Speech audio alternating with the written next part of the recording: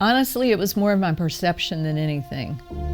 My perception of the shield was probably like the majority. I don't want this, and why? Getting down to the, here's where we live, here's what is truly happening around us. We cannot close our eyes to it. And so instead of the why, I think I was able to quickly change to why not?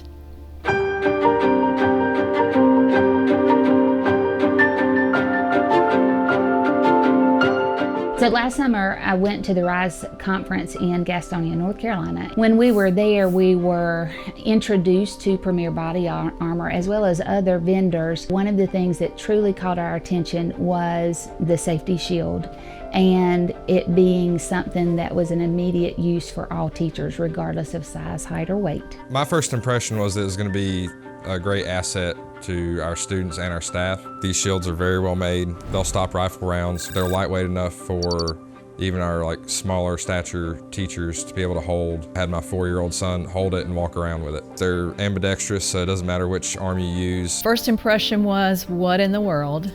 Why are we doing this? We are in small town USA. I did have to really stop and think, this is our here and now, and if I'm going to continue to educate, I need to be ready.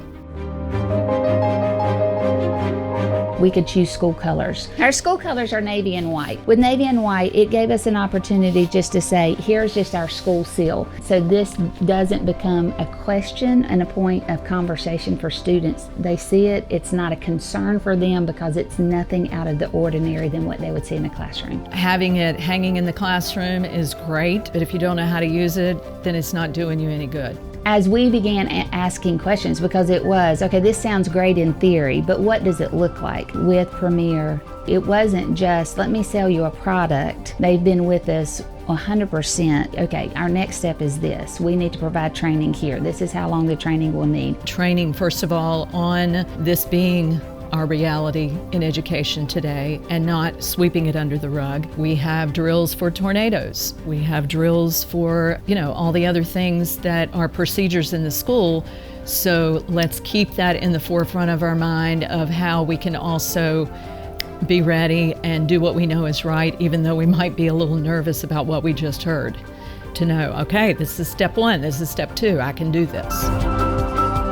The shield helps them feel safe and protected. This is, a few thousand square foot building. Even if there were 2 of me, I've got to clear the entire thing. That gives us a little more time to handle the threat and guarantees less casualties. The Stop the Bleed kits, they have tourniquets that are easy to use. Anybody can use a ratchet situation. It doesn't take a lot of strength. It's a matter of pull tight and you're done. Our parents, they see it and they ask about it, and they're more comfortable knowing that we have plans in place, better plans in place compared to a lot of the public schools.